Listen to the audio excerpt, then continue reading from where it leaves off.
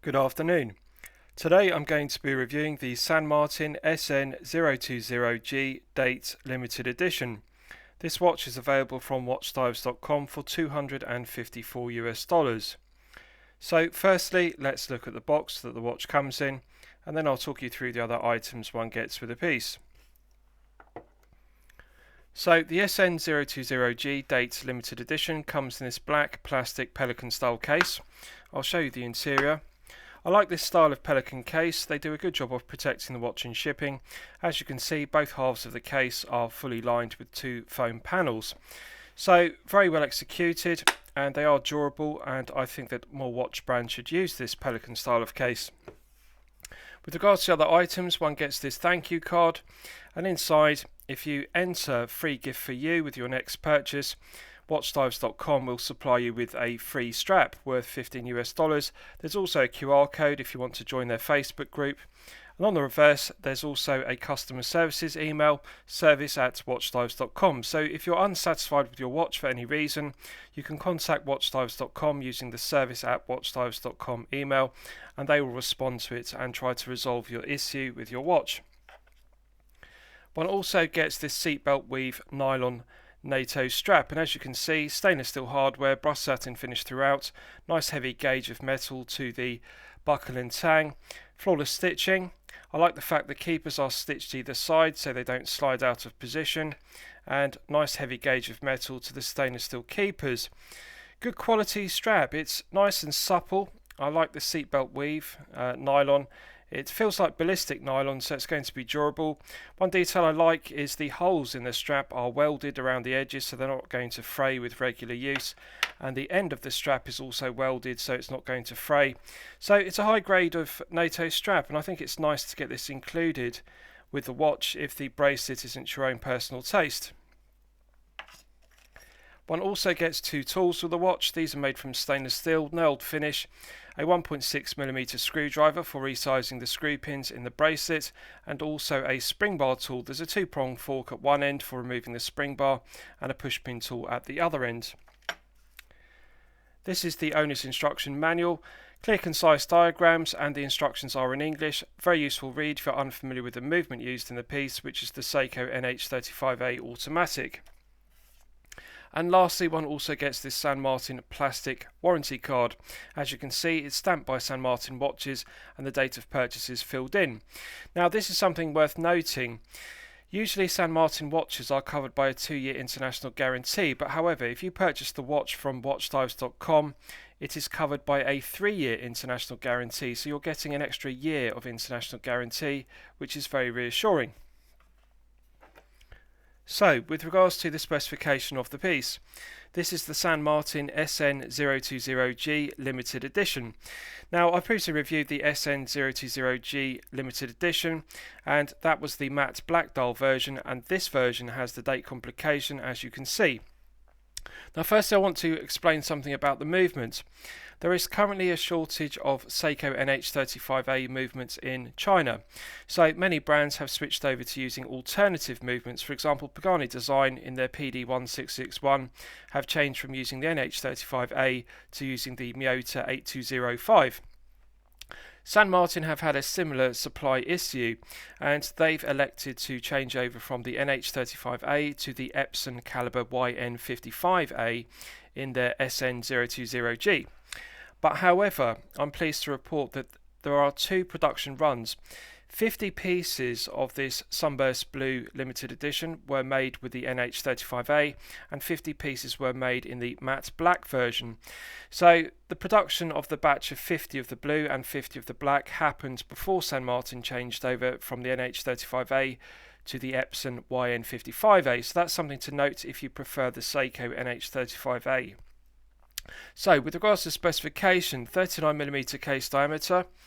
It has a 47.6mm lug-to-lug measurement, a thickness of 12.9mm, including the double dome sapphire crystal, clear AR coating on the underside of the double dome sapphire crystal, a lug width of 20mm, and the oyster style bracelet tapers from 20mm at the lugs down to the 2-button push clasp. And as you can see, The 2-button push clasp is signed to a high standard with the San Martin embossed hex logo, which is very aesthetically pleasing and finished to a high standard. Good foam resistance to the 2-button push triggers. I like the large chamfer which is machined to the edge of the 2-button push clasp. As you can see, flawless mirror polishing to the chamfer and flawless brushed satin finishing, beautiful luster to the 316L grade stainless steel. I'm often critical of brands only having 2 or 3 micro adjustment holes in the clasp. San Martin have got this correct when so many brands get this incorrect. They have 4 micro adjustment holes, which allows for plenty of fine tuning on the length of the bracelet to get the perfect fit. Good foam resistance to the 2-button push triggers, solid milled stainless steel clasp made from 316L grade stainless steel, brushed satin finish to the top side, underside and flanks, finished to a very high standard. Nice positive click when one closes it. So with regards to the dial, it's one of my favourite aspects of the piece. As I've discussed, 50 pieces were made with the Sunburst blue dial and 50 pieces were made with a matte black dial, and both have the date complication. This blue Sunburst dial is absolutely gorgeous to look at. It's an electric blue colour which changes in the light, and it benefits from the use of the clear AR coating on the underside of the double dome sapphire crystal, because that reduces the glare and the highly reflective nature of the silver applied indices, the silver Mercedes hands and the silver applied hex logo. I just absolutely love the way the blue Sunburst dial changes colour. It's got a nice metallic finish to it and it just adds interest to it. The boxed top hat style crystal is also very aesthetically pleasing. I like the fact it's double domed rather than being single domed. With a single dome sapphire crystal, it's flat on the underside and curved on the top side, and the negative of a single dome sapphire crystal is it magnifies the dial and also adds distortion when one views the dial and the applied indices at an oblique angle. This is double dome, so it's curved on the underside and the top side, and as you can see, one doesn't get that characteristic distortion and magnification effect that one does with a single dome sapphire crystal. So they've made the correct decision. The top hat box style crystal does add interest to it. It gives it a vintage aesthetic. Now, one thing I really like about the SN020-G is the use of female pivoted end links, and as you can see, it allows for extra articulation of the ends of the oyster style bracelet. They can pivot and move underneath the ends of the case and the lugs, and that gives a very snug fit to the wrist. This significantly improves the comfort level, particularly if you are a collector with a smaller wrist of 6 to 7 inches. You'll find that this 39mm case fits very snugly to the wrist due to the extra articulation. They've made the correct choice by using female pivoted end links rather than male end links. With regards to the finishing of the oyster style bracelet, it is fantastic. Beautiful luster to the 316L grade stainless steel, as you can see. Flawless mirror polishing to the flanks and screw pins in the bracelet rather than push pins. Now, I'm pleased to report there are no sharp edges on the case whatsoever, and there are no sharp edges on the bracelet whatsoever. This has been very well finished. I previously read comments on my reviews to other San Martin pieces where collectors report there have been some sharp edges on the head of the piece, the case, and also on the bracelet links, but I have checked this throughout and I can confirm there are no sharp edges on the head of the piece and no sharp edges on the bracelet, so the finishing level is very good. The solid stainless steel screw down case back provides an effective hermetic seal to 100 meters, concentric brushed satin finishing done to a high standard, coin edge finished, low profile, beautiful to look at. Solid end links are a good tight fit to the case, beautifully finished, brushed satin finish throughout, and the underside of the case is also brushed satin finish. The crown is solid 316L grade stainless steel, coin edge finished, embossed with the San Martin S logo.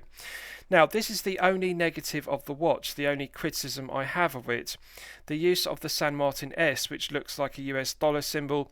I dislike this, and I personally would prefer to see them upgrade this to the San Martin hex logo as per the SN021-G, which they have recently released.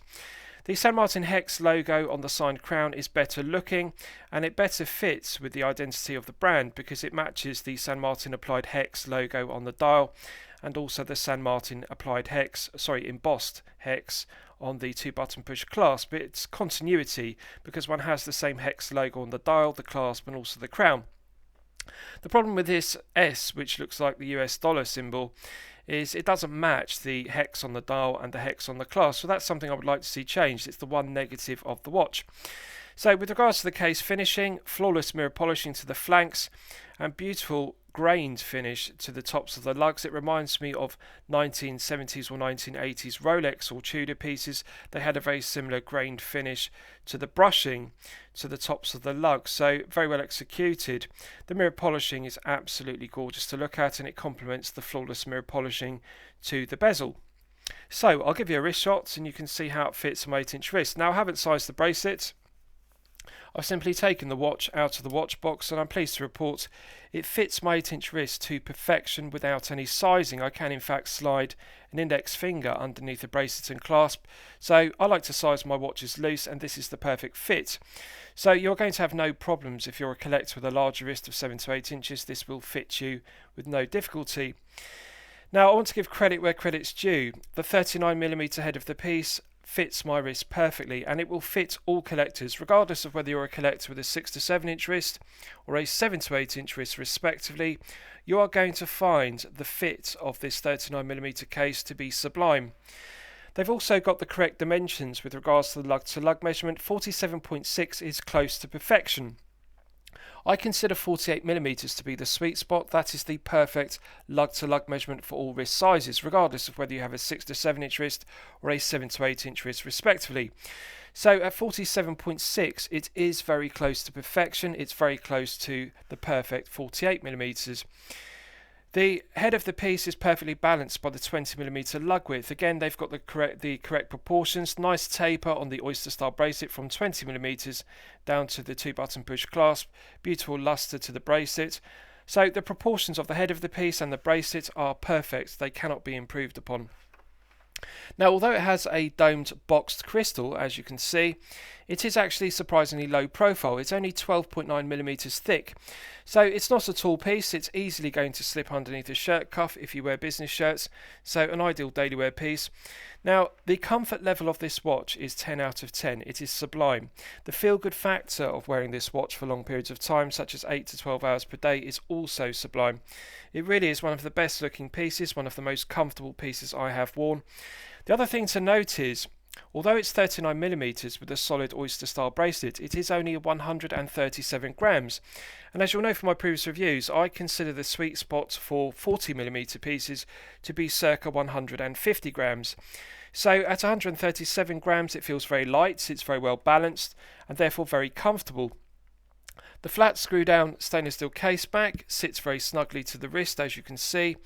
And also the curved profile to the case means it fits very close to the wrist with the female pivoted end link. So the fit, the comfort level, the feel good factor are all there.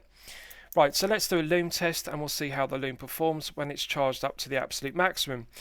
Now I've got very high expectations of this piece. I've previously reviewed the SN021-G limited edition, and that had outstanding Lume. I've also previously reviewed the SN020-G, and that was a limited edition, and that's also had outstanding Lume.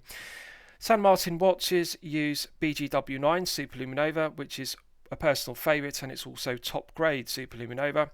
Right, so that's now fully charged, and as you can see, it has not disappointed. This has actually exceeded my expectations. Because of the Submariner style dial layout with the applied indices and the Mercedes hands, it allows for large Lume plots and several layers of BGW9 Superluminova to be applied.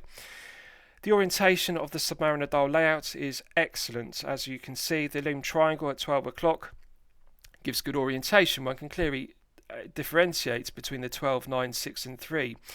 Now, there is an absence index at 3 o'clock for the date complication, which is perfectly acceptable.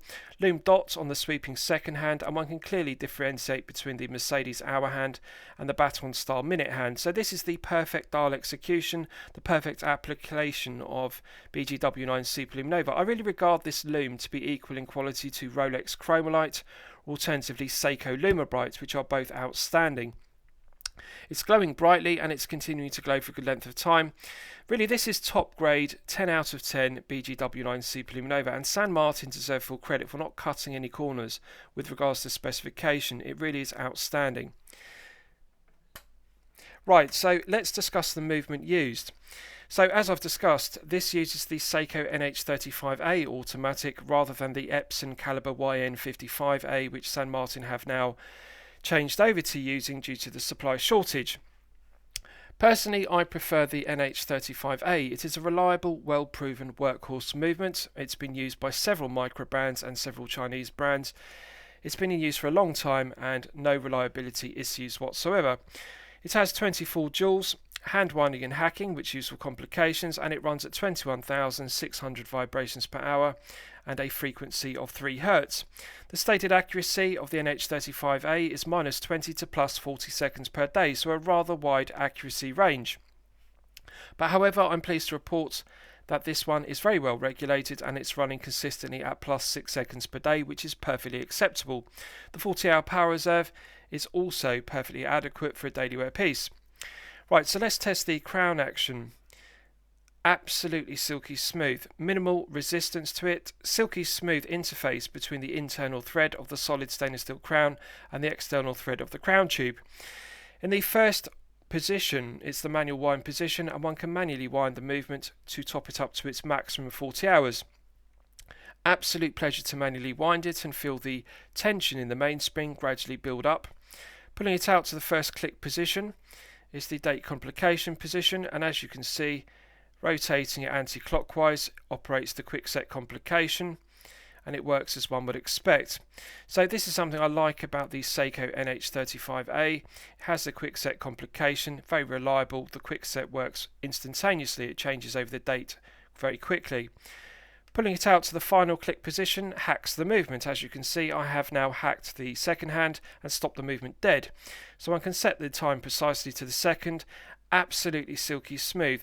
I prefer the feeling of the Seiko NH35A to the Epson Caliber YN55A, which I've previously reviewed in other St. Martin pieces. I think it's smoother than the PT5000 as well, which has a lighter resistance, but I really like the firm resistance of the NH35A. It's very reassuring. One can feel the gearing in the movement, silky smooth both clockwise and anti-clockwise. Absolute pleasure. Pushing it back in, it's got a nice positive click, and that restarts the movement, as you can see. So I'll just test screwing it back down. Immediate pickup. This is a very good executed crown. The threads pick up immediately. They mesh very well. It doesn't feel gritty or stiff. It feels silky smooth, rather like a Rolex screw down crown. And St. Martin deserve full credit for this, because this is a low tier piece costing only $254, but one is getting the performance of a mid tier or a high tier piece with regards to the screw down crown. The screw down crown provides an effective hermetic seal to 100 meters of water resistance. I like the coin edge finishing. It's very grippy but low profile enough not to dig into the back of the hand and wrist when one flexes the wrist. So lastly, I'll summarise the piece. What do I think of it overall? Well, when I'm considering reviewing a watch on my channel, the watch should meet 2 criteria. It should be both excellent quality and excellent value at the respective price points.